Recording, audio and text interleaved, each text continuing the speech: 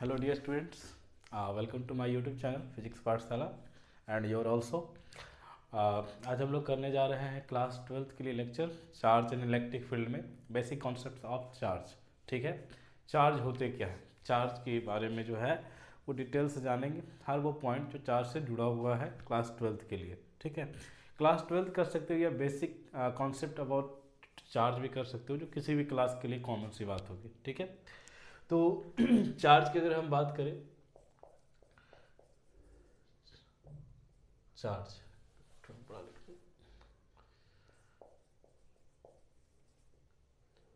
ठीक है, चार्ज है क्या। तो देखो, चार्ज जो होता है वो किसी भी प्रकार के मैटर का सबसे बेसिक प्रॉपर्टी होता है या इंट्रिंसिक प्रॉपर्टी होता है। ठीक है, तो basic property of any matter due to which it can experience a force by any another matter.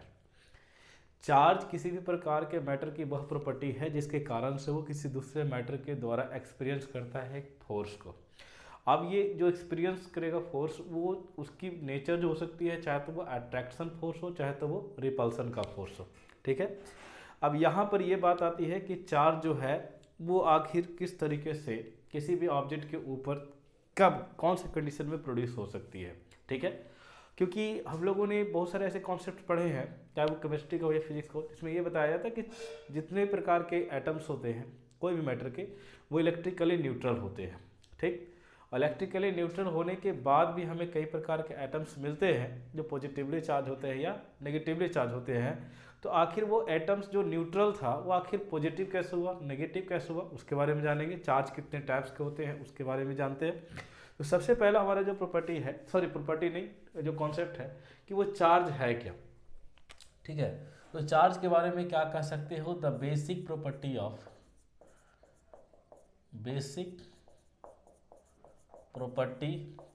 Of any matter due to which it can experienced a force by another। ठीक है, either attraction और repulsion। ठीक है, charge होते क्या, तो charge जो है वो किसी भी प्रकार के मैटर की बेसिक प्रॉपर्टीज है जिसके कारण से ये किसी दूसरे मैटर के द्वारा जो है एक फोर्स को एक्सपीरियंस करता है, और वो फोर्स जो है वो अट्रैक्शन का हो सकती है या रिपल्सन का हो सकती है। ठीक है, अब बात करते हैं कि चार्ज का सिंबल क्या होता है। तो चार्ज को डिनोट किया जाता है Q और स्मॉल q से। ठीक है, चार्ज जो है वो बड़े वाले Q से भी और छोटे वाले Q से भी डिनोट हो सकती है। ठीक, चार्ज के बारे में अगर हम लोग बात करें तो चार्ज की जो शुरुआत है वो थेल्स के द्वारा, मतलब कि ये चार्ज की जो कॉन्सेप्ट है वो थेल्स के द्वारा हुई थी। ठीक है, जब उन्होंने देखा कि जब किसी अंबर एक मटेरियल होती है जिसकी बनी हुई रॉड को जब किसी मटेरियल के साथ रगड़ा जाता है तो उसमें कुछ ऐसी प्रॉपर्टी अपने आप जनरेट हो जाती है कि वो हल्की वस्तुओं को या किसी भी प्रकार के जो छोटे छोटे पार्टिकल्स होते हैं उनको अपनी ओर क्या करने लगती है, अट्रैक्ट करने लगती है। ठीक है, और ऐसी प्रॉपर्टी जो है जो दिखने के लिए मिलती है वो बहुत प्रकार के एबोनाइट की छड़ भी होती है, उसके बाद ग्लास रॉड्स होती है उसमें भी हो जाती है। आई थिंक ये मेरा जो पेन हाथ में है उसको भी अगर हाथ में भी इस तरह से रब करो या इसको फ्रिक्शन करवाओ तो इसमें भी जो है वो पेपर्स वगैरह को अट्रैक्ट करने की कैपेसिटी आ सकती है। ठीक है, ये चार्ज है। तो चार्ज के बारे में जो है डॉक्टर विलियम गिलबर्ट ने जो है वो इसके ऊपर जो है एक टॉपिक भी रखा था अपनी बुक में जिसका नाम था इलेक्ट्रिका, जिसमें ये बताया गया था कि चार्ज जो है वो इलेक्ट्रिसिटी का बेसिक जो है वो पार्ट होता है। ठीक, यानी कि इलेक्ट्रिसिटी का जो आधार है वो चार्ज ही है, और इसी के आधार पर जो है इलेक्ट्रिसिटी को दो अलग अलग टर्म में बांटा गया है। एक है आपका इलेक्ट्रोडायनेमिक्स और एक है आपका इलेक्ट्रोस्टैटिक्स। ठीक है, एक करंट इलेक्ट्रिसिटी से जुड़ा हुआ है और एक जो है स्टैटिक इलेक्ट्रिसिटी से जुड़ा हुआ है। ठीक, तो इसमें अगर हम लोग देखें चार्ज के बारे में, तो चार्ज होती है बेसिकली दो टाइप्स की होती है, ठीक। एक होती है प्लस चार्ज, यानी कि जिसे हम लोग पॉजिटिव चार्ज कहते हैं, और एक जो होती है वो होती है नेगेटिव चार्ज, ठीक। चार्ज की दो कैटेगरीज हैं, एक पॉजिटिव चार्ज की और एक है नेगेटिव चार्ज की, ठीक है। अब चार्ज जो है इसको हम लोग रिप्रेजेंट कर सकते हैं प्लस क्यू और प्लस क्यू, ओके। और इसको लिख सकते हैं माइनस क्यू और माइनस क्यू से। अब इसके बाद इसकी प्रॉपर्टीज पर आते हैं, और कुछ नहीं, इसके ए साइनेट पर आते हैं। तो सीजे कुलम नाम के एक साइंटिस्ट ने इसका जो है ए साइनेट जो है वो अपने नाम के आधार पर जो है डिराइव किया, ठीक है, या दिया गया होगा उनके नाम पर। तो चार्ज का जो ए साइनेट होता है वो होता है कॉलम होता है, ठीक है, कूलम डिनोटेड एज सी, ठीक। अब यहाँ पर एक चीज और देखना कि चार्ज होता है वो यहाँ पर जो लिखा गया है वो ए साइड टर्म में जो है, ए साइड सिस्टम में, या ए साइड यूनिट कर सकते हो, ए साइड यूनिट जो है वो क्या है, कूलम है, ठीक है। और चार्ज होती है वो बेसिकली किसी प्रकार के ऑब्जेक्ट में बहुत ही छोटी जो होती है फॉर्म में पाई जाती है, सबसे छोटे फॉर्म में, ठीक। तो इसका मैग्नीट्यूड हो सकता है कि वो मिली कूलम्स में हो, माइक्रोन कूलम्स में हो, नैनो कूलम्स में हो, ठीक है, या पीको कूलम्स में हो, ऐसा भी हो सकता है, ठीक। जैसे कि यहाँ पर देख लो,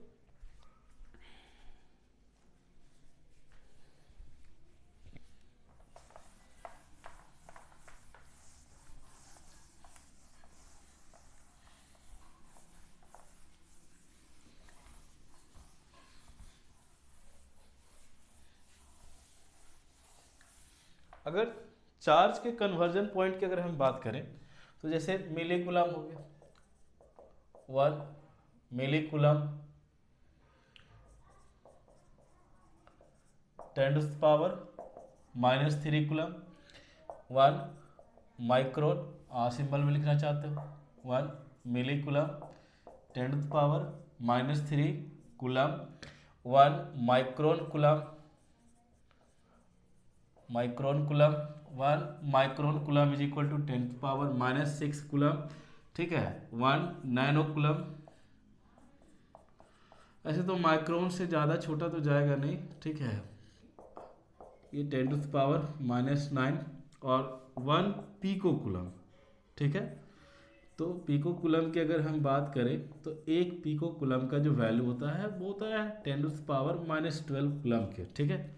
तो ये किसी भी प्रकार के मैटर में या मटेरियल में पाए जाने वाले कूलम्स का मैग्नीट्यूड है। अब ये हो सकता है कि ये प्लस में भी हो और ये माइनस में भी हो, ठीक है।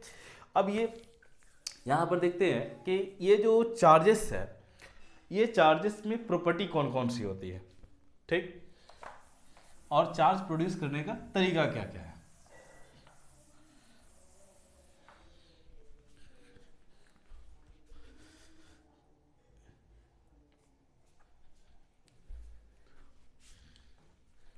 एक मिनट,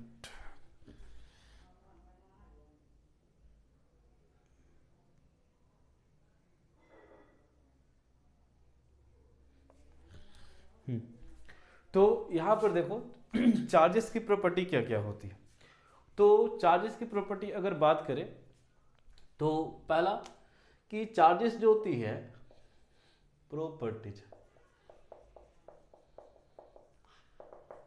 ये इंट्रिंसिक प्रॉपर्टीज होती है, intrinsic properties of any matter, यानी कि कोई भी मैटर है उसकी सबसे बेसिक फॉर्म होती है, सबसे बेसिक प्रॉपर्टी होती है। यानी कि आप इससे अगर चार्ज से अगर छोटा फॉर्म में अगर इसको तोड़ना चाहो तो आप पॉसिबल नहीं है कि उसको आप उतने छोटे फॉर्म में और तोड़ सकते हो, ठीक है, ये सबसे बेसिक फॉर्म होती है। उसके बाद चार्ज जो होती है वो दो टाइप से होती है, ठीक है, और दोनों चार्ज अलग अलग प्रकार के जो है वो प्रॉपर्टीज को शो करती है। अब जैसे मान लो कि कोई चार्ज है, ठीक है, अब ये जो चार्ज है अगर स्टैटिक हो, स्टैटिक मतलब कि स्टेशनरी हो या रेस्ट में हो, तो ये सिर्फ और सिर्फ इलेक्ट्रिक फील्ड को प्रोड्यूस करती है, इलेक्ट्रिक फील्ड को। और अगर ये डायनेमिकल हो ठीक है। डायनेमिकल का मतलब हो गया कि मोशन में हो, तो ये electric field plus magnetic field, ये दोनों को प्रोड्यूस करेंगे, ठीक है। अब यहाँ पर बात ये आती है, अब इसी के आधार पर जो है हम लोग क्या पढ़ते हैं, इसी के आधार पर हम लोग magnetic effect of electric current पढ़ते हैं कि जब किसी कंडक्टर से चार्ज फ्लो होती है तो उस कंडक्टर में जिसमें चार्ज फ्लो हो रही है वो एक मैग्नेट के जैसा बिहेव करने लगता है, या उसके चारों तरफ एक मैग्नेटिक रीजन सेटअप होती है, ठीक है। तो ये है स्टेशनरी चार्ज सिर्फ इलेक्ट्रिकल फील्ड प्रोड्यूस करती है, डायनामिकल हो तो electric field and magnetic field दोनों प्रोड्यूस करेंगे, ठीक है। अब इसके बाद आते हैं कि थर्ड जो है वो है क्या, जैसे कि देखो अगर इनका चार्ज जो है पॉजिटिव चार्ज है, ठीक है, तो पॉजिटिव चार्ज से जो इलेक्ट्रिक फील्ड जो निकलती है उनका डायरेक्शन हमेशा आउटवर्ड होता है, यानी कि बाहर की ओर होता है, ठीक है। इस तरह से छोटा सा तीर तुम काहे बन रहे हो यार, ठीक, ये हो गया इलेक्ट्रिक फील्ड। तो इसका डायरेक्शन किधर की ओर है, बाहर की ओर है, ठीक है। तो पॉजिटिव चार्ज से निकलने वाली हमेशा इलेक्ट्रिक फील्ड जो होती है उनकी डायरेक्शन हमेशा आउटवर्ड होती है। और अगर नेगेटिव चार्ज हम ले लें, ठीक है, अगर नेगेटिव चार्ज ले तो उससे जो इलेक्ट्रिक फील्ड प्रोड्यूस होती है वो हमेशा इसके इनवर्ड डायरेक्शन की ओर होती है, यानी कि इसके ओर होती है, ठीक है। इस तरह से देखो ऐसे, तो ये हो गया क्या, ये हो गया positive charge and negative charge की जो है electric field and magnetic field तो मोबिलाइज्ड होगा तब, ऐसे पॉसिबल नहीं है, स्टैटिक में हो तो नहीं, सिर्फ और सिर्फ इलेक्ट्रिक फील्ड होगी, ठीक। दूसरा जो हम लोग प्रीवियस क्लासेस में पढ़ते आते हैं कि चार्जेस जो होती हैं वो अगर सेम नेचर की हो तो एक दूसरे को अट्रैक्ट करेंगी, और अगर अपोजिट नेचर की हो तो एक दूसरे को रिपेल करेंगे, ठीक है। जैसे कि देखो यहाँ पर एक पॉजिटिव चार्ज लिया, number 4, same charges repels to each, ठीक है। अब देखो यहां पर पॉजिटिव लिया, यहां भी पॉजिटिव लिया, अब इससे इलेक्ट्रिक फील्ड निकलेंगी इस तरह से, ठीक है, ये ऐसे इलेक्ट्रिक फील्ड को प्रोड्यूस करेगा, या ऐसे निकल गया इस तरह से, ठीक है। तो इन दोनों चार्ज के बीच में जो है इलेक्ट्रिक फील्ड का कोई लिंक ना बनता है। तो जब नहीं बनेंगी तो ये चार्जेस जो है वो एक दूसरे को अट्रैक्ट नहीं करती है, बल्कि एक दूसरे को क्या करती है, एक दूसरे को रिपेल करती है, ठीक है। इस तरह से देखो ऐसे। और अगर हम बात करें यहाँ पर कि same charges repel to each other, opposite charges attract to each other, opposite charges attract to each, ठीक है। अब जो अपोजिट चार्जेस होती हैं वो एक दूसरे को अट्रैक्ट करती है, जैसे एक मानो यहाँ पर पॉजिटिव रख दिया, ठीक है, इसके बगल में क्या रख दिया, नेगेटिव, तो यहाँ से जो है वो इलेक्ट्रिक फील्ड जो है लाइंस वो जनरेट होकर वो एंटर करेंगी इसमें नेगेटिव में, ठीक है। क्योंकि देखो जो पॉजिटिव चार्जेस होती है उनसे निकलने वाली जो इलेक्ट्रिक फील्ड होती है अगर वह स्टेशनरी हो तो वो आउटवर्ड डायरेक्शन में होती है, ठीक है। और नेगेटिव में जो है उसका डायरेक्शन जो इलेक्ट्रिक फील्ड का वो होता है इनवर्ड होता है। तो अगर हम एक पॉजिटिव एंड नेगेटिव चार्ज को अगर दोनों को एक जगह रख दें तो ऐसा फील हो रहेगा आपको कि देखने से पता चल रहा होगा कि ये पॉजिटिव चार्ज से जो निकल रही हैं इलेक्ट्रिक फील्ड्स वो एंटर कर बाहर की ओर निकल रही हैं, और जो नेगेटिव है उधर इलेक्ट्रिक फील्ड क्या हो रही है, अंदर की ओर इन कर रही हैं। तो दोनों के लिए क्या सेम है, तो दोनों जो है वो लिंक बनाती है किसके द्वारा, इलेक्ट्रिक फील्ड लाइंस के द्वारा। तो दोनों के बीच में क्या होता है, अट्रैक्शन होता है जब दोनों अपोजिट हो तब। और अगर दोनों जाकर सेम हो, चाहे वो नेगेटिव ही क्यों ना हो, तो उन दोनों सेम होगा तो दोनों एक दूसरे को रिपेल करेंगे, ठीक है। और ये अगर अपोजिट होंगे तो दोनों एक दूसरे को अट्रैक्ट करेंगे, ठीक। अब इसके बाद आते हैं नेक्स्ट अगला कि चार्जेस जो होती हैं वो तो प्रोड्यूस नहीं किए जा सकते हैं, और ना ही इसे जाकर जो है डिस्ट्रॉय किया जा सकता है। यानी कि जो चार्ज हमारे यूनिवर्स में एग्जिस्ट करता है वो कभी ना डिस्ट्रॉय हो सकता है, और न ही जाकर उसे फिर से जाकर रिक्रिएट किया जा सकता है, ठीक है। अगर कोई चार्ज जाकर अगर कोई बोल दे कि हाँ डिस्ट्रॉय हो रहा है, तो वहां पर यह भी जानना कि चार्ज जो है डिस्ट्रॉय होकर एनर्जी के रूप में कन्वर्ट हो जाती है, ठीक है, किसी न किसी एनर्जी के फॉर्म में कन्वर्ट हो जाएंगे। तो यहां पर देखना कि charge neither be created nor be destroyed, point number 5, charge neither be created, neither be created nor be destroyed.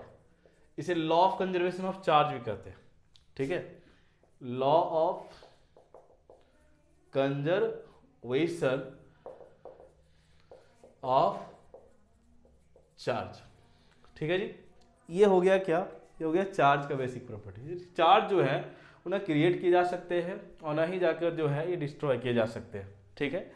जैसे कि अगर मान लो कि एक यूरेनियम है, ठीक है, एक यूरेनियम 92-235 है, यूरेनियम 92-235 है।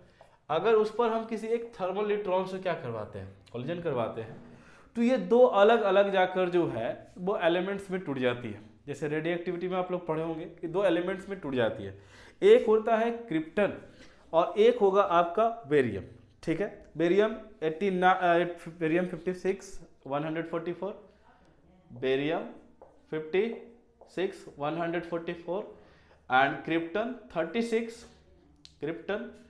36 एंड 89, ठीक है। और इसमें 3 न्यूट्रॉन्स जो है वो रिलीज होती है, ठीक। अब यहां पर जरा ध्यान देना, कितना हो गया,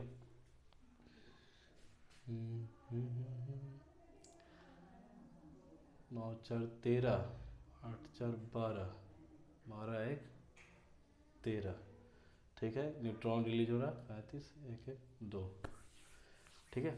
तो यहाँ पर देखो, यहाँ पर टोटल प्रोटॉन्स की संख्या कितनी थी, नंबर ऑफ प्रोटॉन्स, ठीक है, NP। तो नंबर ऑफ प्रोटॉन है 92। यहाँ पर देखो नंबर ऑफ प्रोटॉन कितने हैं भाई, 56 प्लस 36, ठीक है। जो एटॉमिक नंबर होती है वो वही नंबर ऑफ प्रोटॉन्स होती है। तो यहाँ पर टोटल कितने आ जाएंगे, 92। तो देखो रेडियो एक्टिव मटेरियल जो यूरेनियम है उसके न्यूक्लियर फिजन से पहले जो प्रोटॉन की संख्या थी वो 92 है, अभी भी प्रोटॉन की संख्या टोटल कितनी है, 92। तो ये चार्जेस जो होती है वो कभी भी डिस्ट्रॉय नहीं होती, अगर वो यूनिवर्स में एग्जिस्ट कर रही है, ठीक है, तो वो हमेशा एग्जिस्ट करेंगी। हाँ, ये हो सकता है कि वो चार्जेस किसी एनर्जी के फॉर्म में कन्वर्ट हो जाए, लेकिन वो कभी डिस्ट्रॉय नहीं होंगी, ठीक है। तो एक दूसरे से जाकर जो है वो इंटरकनेक्टेड है। जैसे कि आप देख लो इसमें कि चार्जेस जो है वो अगर किसी एनर्जी में कन्वर्ट होती है, तो एनर्जी में भी हम लोग पढ़ते हैं energy neither created nor be destroyed. अगर कोई एनर्जी एक्सपैंड होकर किसी दूसरे फॉर्म में अगर कन्वर्ट होती है तो हो सकता है कि एनर्जी की कुछ लॉस हो, लेकिन जो लॉस हो रही है वो खुद ब खुद किसी दूसरे एनर्जी में कन्वर्ट होती है, तब लॉस होती है, ठीक है। तो ये हो गया। अब इसके बाद आते हैं इसके अगले प्रॉपर्टी पर। अगला जो प्रॉपर्टी है वो है हमारा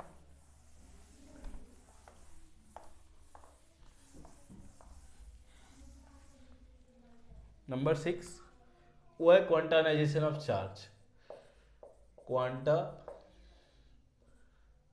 क्वांटानाइजेशन ऑफ चार्ज, ठीक है। अब देखो क्वांटानाइजेशन ऑफ चार्ज है क्या, ठीक है, क्वांटानाइजेशन होता क्या है। तो अगर क्वांटानाइजेशन की अगर हम बात करें तो क्वांटानाइजेशन का मतलब होता है कि किसी भी प्रकार के मैटर में जो चार्ज जो पाए जाते हैं या चार्ज जो होते हैं वो हमेशा क्वांटानाइज्ड होते हैं। क्वांटानाइज्ड का मतलब होता है कि इसमें जो इलेक्ट्रॉन्स हो गए या चार्ज हो गए या कोई भी फॉर्म हो, पॉजिटिव हो या नेगेटिव हो, हमेशा वो एक कंप्लीट नंबर में होगा, यानी कंप्लीट इंटीजर्स में होगा, ठीक है। तो यहाँ पर कहा जाता है क्या, यहाँ पर ये कहा जाता है कि किसी भी प्रकार के मैटर में जो चार्ज होगा, ठीक है, वो चार्ज हमेशा n इंटू ए यानी कि मल्टीपल इंटीग्रल ऑफ ई होगा, ठीक है, जहाँ n का मान जो है n is equal to +-1 +-2 +-3 dot है ना, इस तरह से होगा, ठीक। ऐसा इसलिए क्योंकि यहाँ पर इलेक्ट्रॉन्स लगा हुआ है, तो इलेक्ट्रॉन का जाकर जो है वो चार्ज कितना होता है, इलेक्ट्रॉन का चार्ज जो है बता रहा हूँ कि इसमें ये जो टर्म है, ठीक है, इलेक्ट्रॉन का चार्ज 1.6 इंटू 10⁻⁻19 कूलम होता है, ठीक है। और अगर प्रोटॉन की चार्ज बात करें तो प्रोटॉन का चार्ज जो है यही +1.6 इंटू 10⁻⁻19 कूलम होता है। तो अगर किसी भी प्रकार के मैटर में या कोई भी सब्सटेंस में जो चार्जेस होती है वो हमेशा क्वांटानाइज्ड होती है। क्वांटानाइज्ड का मतलब होता है कि हमेशा एक कंप्लीट रूप में होती है, ठीक है। तो यहाँ पर जैसे मान लो कि अगर मैं कहीं पर लिख दूँ कि एक ऑब्जेक्ट है जिसमें अगर 5 कूलम का चार्ज है, ठीक है, +5 कूलम चार्ज है, और इसको 5 माइक्रोन कूलम कर लो, ठीक है।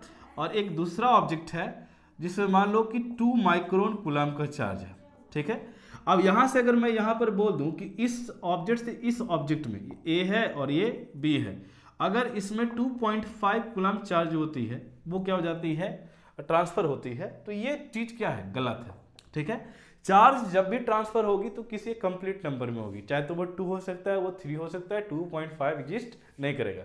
अगर यहाँ से मान लो कि अगर मैं यहाँ पर दो जो चार्ज जो है वो डिलीवर कर दूं, ठीक है, कि दो चार्ज को किसी तरीके से 2 माइक्रोन कूलम को अगर यहाँ से डिलीवर कर दूं, तो ये पॉसिबल है, ये चलेगा, क्योंकि ये कंप्लीट एक चार्ज जो है वो ट्रांसफर हो रही है, ठीक है। तो ये क्वांटाइज्ड है, लेकिन ये क्वांटाइज्ड नहीं है, ठीक है। अब इसके बाद बात करते हैं कि हमारे नेचर में जो सबसे जो छोटा चार्ज है वो खुद है इलेक्ट्रॉन, ठीक है। इलेक्ट्रॉन सबसे, हमारा जो नेचर है, प्रकृति है, उसमें सबसे जो छोटा चार्ज है मैग्नीट्यूड में, वो है आपका इलेक्ट्रॉन, ठीक है। अभी तक इससे इलेक्ट्रॉन से छोटे, ऐसे तो आप अगर जाओगे तो बहुत सारे छोटे पार्टिकल्स के बारे में भी आपको बताया जाएगा, ठीक है। युकावा ने 1932 में मेसॉन्स के बारे में भी चर्चा की थी, पाई मेसॉन्स के बारे में बताया था कि किस तरह से किसी न्यूक्लियस में एक न्यूट्रॉन और एक प्रोटॉन एक दूसरे को बांधे रखता है, ठीक है। तो पार्टिकल्स के बारे में बताया था, तो उसमें भी उन्होंने जाकर जो है 3 पार्टिकल्स का मेंशन किया था कि एक पॉजिटिव जो है वो पाई मेसॉन होगा, एक नेगेटिव जो है वो पाई मेसॉन होगा, और एक न्यूट्रल पाई मेसॉन होगा, ठीक है। तो वो जो है हाइपोथेटिकल टर्म है, ठीक, उस समय के लिए। लेकिन यहाँ पर अगर हम लोग देख लेते तो ये जो है इलेक्ट्रॉन जो है वो सबसे बेसिक होता है, ठीक है, सबसे बेसिक चार्ज है, सबसे छोटा रूप है। अब तो ये हो गया क्या, ये हो गया चार्ज की प्रॉपर्टी, ठीक है। अब देखते हैं चार्ज को प्रोड्यूस करने का तरीका, ठीक है, कि चार्ज को हम लोग कैसे प्रोड्यूस कर सकते हैं। तो देखो, चार्ज को प्रोड्यूस करने के बहुत सारे तरीके हैं, ठीक। लेकिन अगर हम बात करें जो ट्रेडिशनल तरह के तरीके से जो यूज किया गया था, और ये आज के समय में भी यूज किया जाता है, जैसे आप लोग को जो पढ़ना है, तो वो है क्या, एक मिनट, और ये क्वांटाइजेशन के आधार पर एक चीज याद रखना है कि किसी भी प्रकार के मैटर में अगर 1 कूलम चार्ज है, तो 1 कूलम चार्ज में 6.25 इंटू 10⁻18 इलेक्ट्रॉन्स जो है वो एग्जिस्ट करते हैं। ये हमेशा याद रखना है कि कोई भी प्रकार का एटम है या कोई भी प्रकार का मैटर है, मैटर में अगर 1 कूलम चार्ज है, तो उस कूलम चार्ज में जो टोटल इलेक्ट्रॉन्स की जो संख्या होती है वो 6.25 इंटू 10⁻18 होती है, ठीक है। आप इसे निकाल सकते हो, कैलकुलेट कर सकते हो, जैसे अभी बताया ना कि आप Q बराबर जो है NE लिख सकते हो, तो आप यहाँ पर N इज इक्वल टू भी तो लिख सकते हो ना, Q डिवाइड बाई, ठीक। अगर 1 कूलम का मान दिया हुआ है तो 1 कूलम डिवाइड बाई क्या, 1.6 इंटू 10⁻19। अगर आप इसको कन्वर्ट करते हो तो 1 डिवाइड बाई 1.6 10⁻+19, यह आ जाएगा 0.625 इंटू 10⁻19, यह आ जाएगा 6.25 इंटू 10⁻18 इलेक्ट्रॉन्स। यानी 1 कूलम में, देखो यहाँ पर मैग्नीट्यूड कितना लिया था, यहाँ पर Q का मान लिया था 1 कूलम, ठीक है। तो 1 कूलम में जो नंबर ऑफ इलेक्ट्रॉन्स की संख्या होती है वो 6.25 इंटू 10⁻18 इलेक्ट्रॉन्स की होती है, ठीक है। अब बात करते हैं चार्ज को प्रोड्यूस करने का तरीका, ठीक।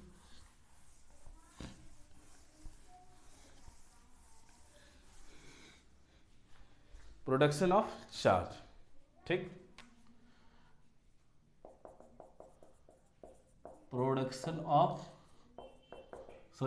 ऑफ चार्ज नहीं, चार्ज को जो है किसी भी ऑब्जेक्ट के ऊपर एमिट करने के लिए, नहीं बनाने के लिए, ठीक है। सबसे पहले एक चीज बता दो कि atoms are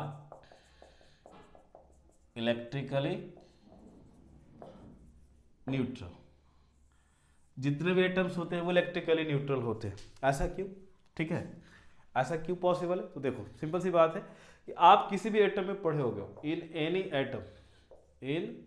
any atom number of proton is equal to क्या, number of electron, both are equal, ठीक।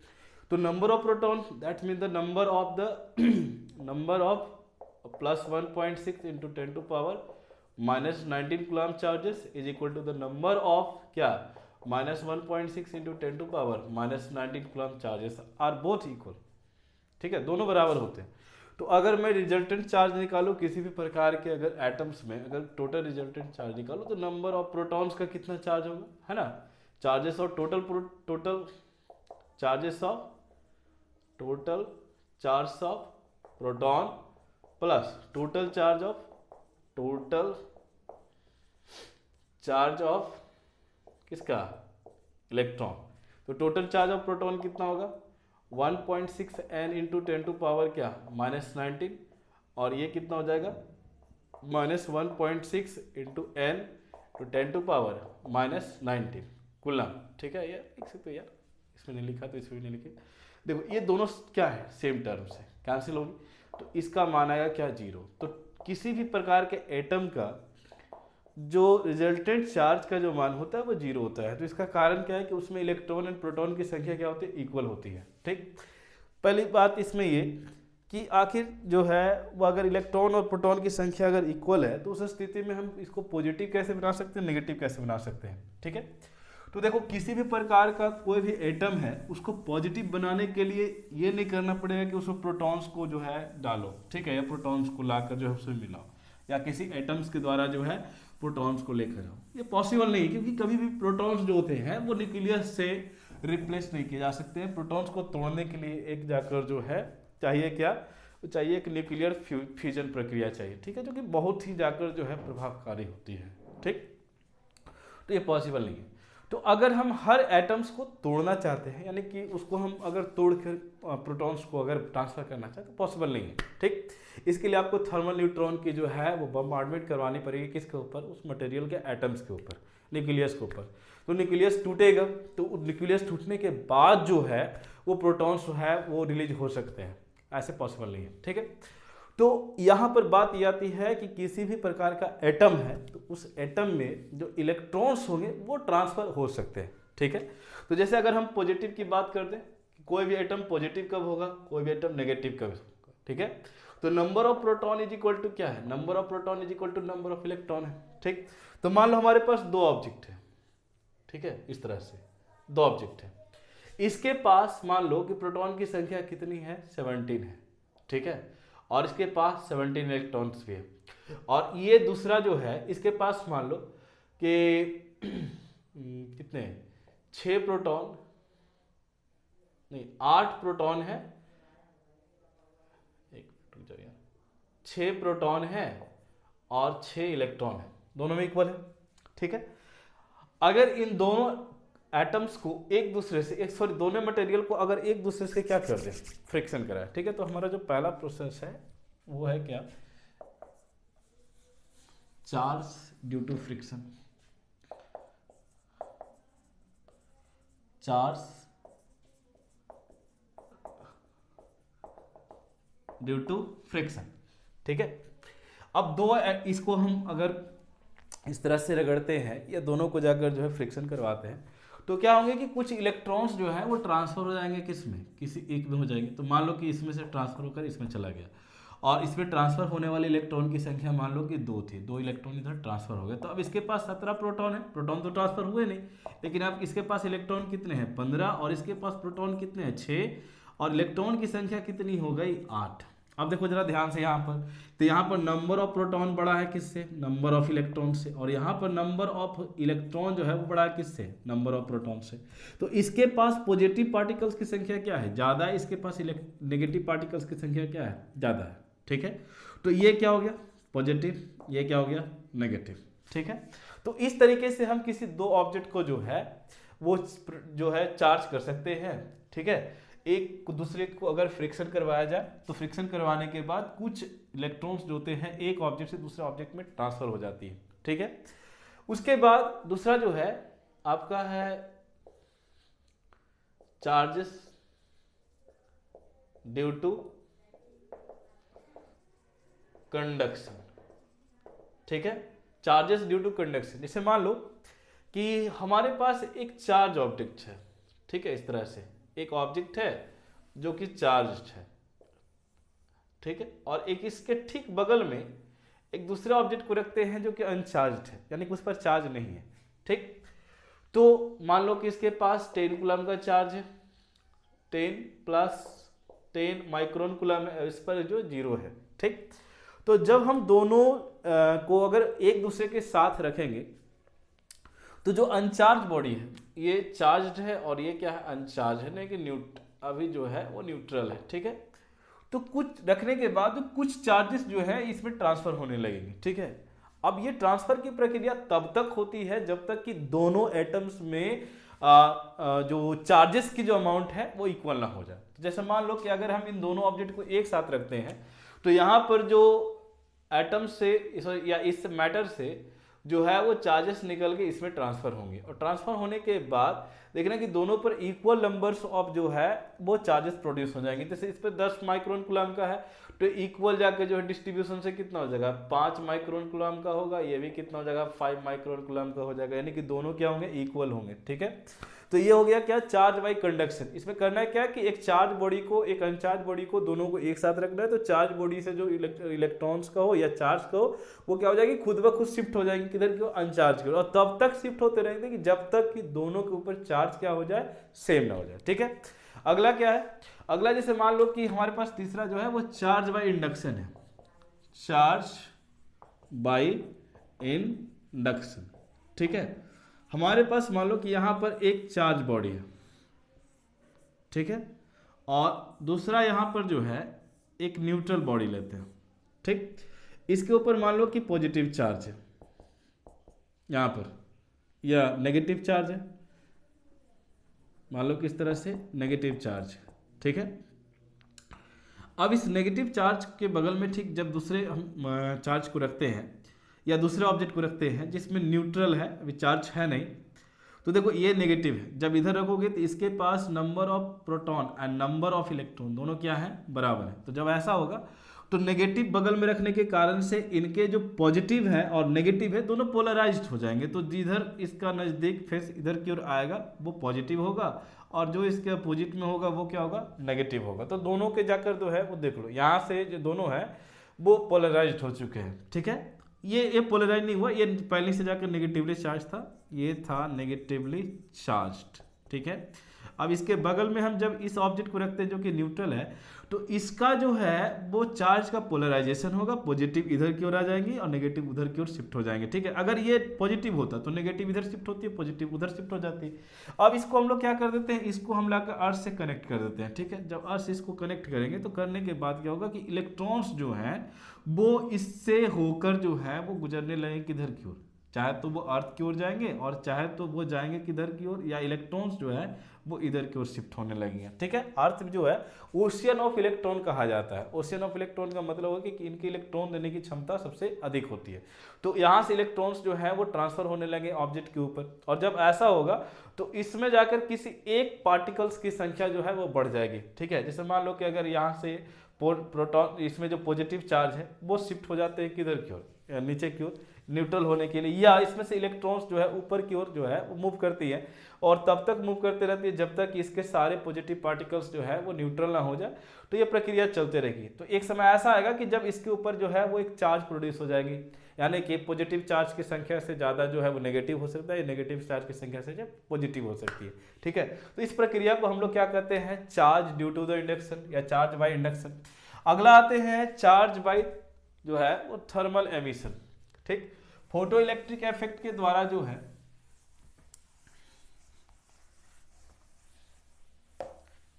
जैसे देखो नंबर 4 है चार्ज ड्यू टू थर्मल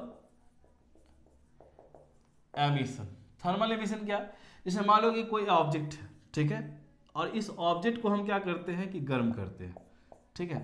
तो जब किसी ऑब्जेक्ट को आप गर्म करोगे तो पक्का है कि उसमें जो इसके ऊपरी सतह में जो भी जाकर जो है सतह पर जो इलेक्ट्रॉन्स है उनकी काइनेटिक एनर्जी क्या होगी, उनकी काइनेटिक एनर्जी जो है वो इंक्रीज होगी, ठीक है। और जब इनकी काइनेटिक एनर्जी इंक्रीज होगी तो सतह को छोड़कर क्या होंगे, ऊपर की ओर जाने लगेंगे। और जब ऐसा होगा तो इनके अंदर में जो पहले पॉजिटिव पार्टिकल्स की संख्या थी, ठीक है, मान लो कि इसके पास नंबर ऑफ प्रोटॉन बढ़ा था क्या, अब बराबर किसके था, नंबर ऑफ इलेक्ट्रॉन्स के। तो अगर इलेक्ट्रॉन्स जो है वो एमिट होने लगे किसके कारण से, एमिट होने लगे हीट के कारण से, जब इसको हीट दिया गया तो इसके सरफेस पर जो भी इलेक्ट्रॉन्स थी उनकी काइनेटिक एनर्जी में क्या होती है, परिवर्तन होती है, यानी कि चेंज होती है। जब काइनेटिक एनर्जी में चेंजेस होती है, इंक्रीज होती है, तो वो सरफेस को छोड़कर जो है वो बाहर निकलने लगते हैं, ठीक है। तो इसको हम लोग थर्मल एमिशन कहते हैं। तो इसके कारण से देखो इलेक्ट्रॉन क्या हुआ, इलेक्ट्रॉन शिफ्ट हुआ, इलेक्ट्रॉन निकला। तो जब इलेक्ट्रॉन निकलेगा तो उस स्थिति में नंबर ऑफ प्रोटॉन क्या है, नंबर ऑफ इलेक्ट्रॉन से बड़ा हो जाएगा, ठीक है। और जब ऐसा होगा तो इसके ऊपर क्या प्रोड्यूस होगा, पॉजिटिव चार्ज, ठीक। तो आप इस तरीके से जो है वो ऑब्जेक्ट को चार्ज कर सकते हो, ठीक है, हीट देने के बाद। अगला क्या है, जैसे आप लोग फोटो इलेक्ट्रिक एमिशन के बारे में पढ़ोगे या फोटो इलेक्ट्रिक इफेक्ट के बारे में कभी ना कभी नाम सुना होगा, ठीक है, इसके बारे में कि जब किसी भी ऑब्जेक्ट के ऊपर या जब किसी मेटल सरफेस के ऊपर या किसी सॉलिड के ऊपर जब लाइट पड़ती है या रेडिएशन पड़ती है, ठीक है, तो उसके सतह पर जितने भी इलेक्ट्रॉन्स होते हैं वो बाहर की ओर निकलने लगते हैं, एमिशन होने लगते हैं, charge due to photo emission, ठीक है, फोटो एमिशन या फोटो इलेक्ट्रिक इफेक्ट कह सकते हो, फोटो इलेक्ट्रिक इफेक्ट ही लिख दो ज़्यादा बेहतर होगा, फोटो इलेक्ट्रिक इफेक्ट लिख दिया। अब देखो यहाँ पर क्या होगा कि जैसे मेरे पास यहाँ पर एक सरफेस है, ठीक है, मेटल सरफेस है।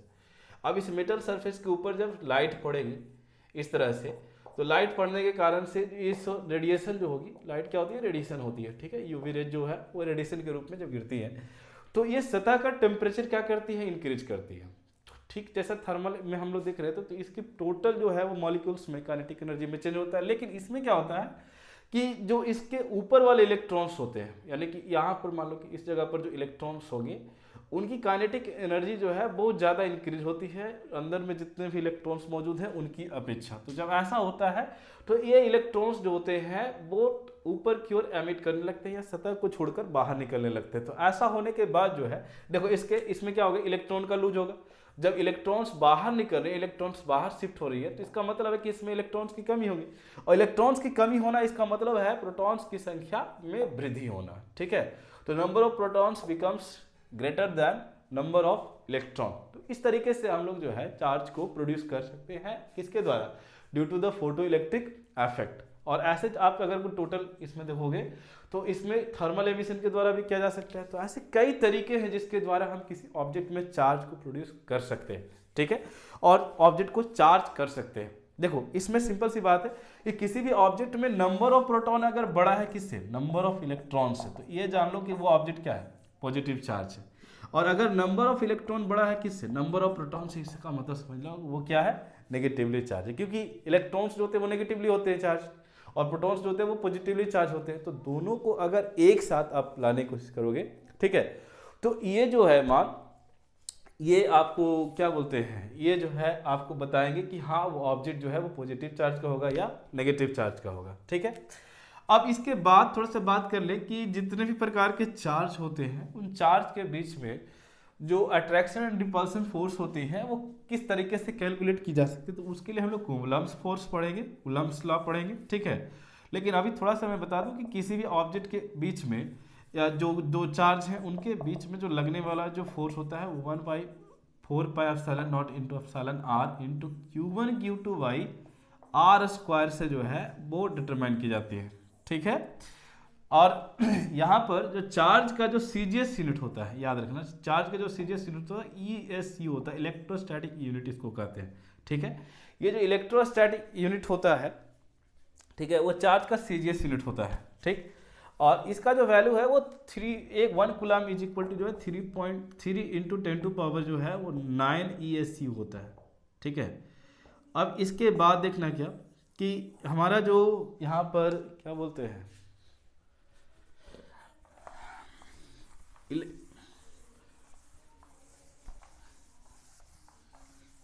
जैसे मान लो कि इलेक्ट्रिसिटी टर्म है, ठीक है। तो इलेक्ट्रिसिटी में दो प्रकार की इलेक्ट्रिसिटी होती है, एक होती है करंट इलेक्ट्रिसिटी और एक होती है एक होती है स्टैटिक इलेक्ट्रिसिटी, ठीक है। तो इसका हम लोग जो है एक्सप्लेनेशन अपने नेक्स्ट वीडियो में करेंगे, ठीक है, क्योंकि ऑलरेडी ये वीडियो बहुत बड़ा लंबा हो चुका है, क्योंकि इसमें चार्ज की पूरी बेसिक कॉन्सेप्ट को मैंने अपनी तरफ से कोशिश की है कि वो पूरा का पूरा जाकर जो है चार्ज का बेसिक कॉन्सेप्ट आपको मिल सके। और हमारी जो वीडियोज हैं वो लगातार अभी अपडेट रहेंगी क्लास 12th के लिए, ठीक है, और थोड़े दिन में क्लास 11th का ही वीडियो अपलोड करूँगा, लेकिन हमारी खास प्रायोरिटी रहेगी अभी क्लास 12th के लिए, ठीक है। क्लास 12th में आपको जितने भी इलेक्ट्रोस्टैटिक्स हों, अभी तो लगातार कंटिन्यूस जितने भी वीडियोज आएंगे वो इलेक्ट्रोस्टैटिक्स से होंगे, ठीक है। और आप लोग को मेरे वीडियो को देखने, ये जो वीडियो मैंने अपलोड किया है उसको पूरे अच्छे तरीके से देखें, और जहाँ भी आपको समस्या हो, प्रॉब्लम हो, आप मुझे कमेंट बॉक्स में सजेस्ट कर सकते हैं। आई होप आपको ये वीडियो पसंद होगा, और अगर ना पसंद आए तो भी बताना कि हाँ वीडियो में कहाँ प्रॉब्लम है, ताकि आगे बनाने वाले वीडियो में मैं ध्यान रखूँ इस चीज़ों का, ठीक है। और आप मुझे कमेंट करके बता सकते हो, मैं आपका रिप्लाई ज़रूर करूँगा। तब तक के लिए बच्चों, जय हिंद।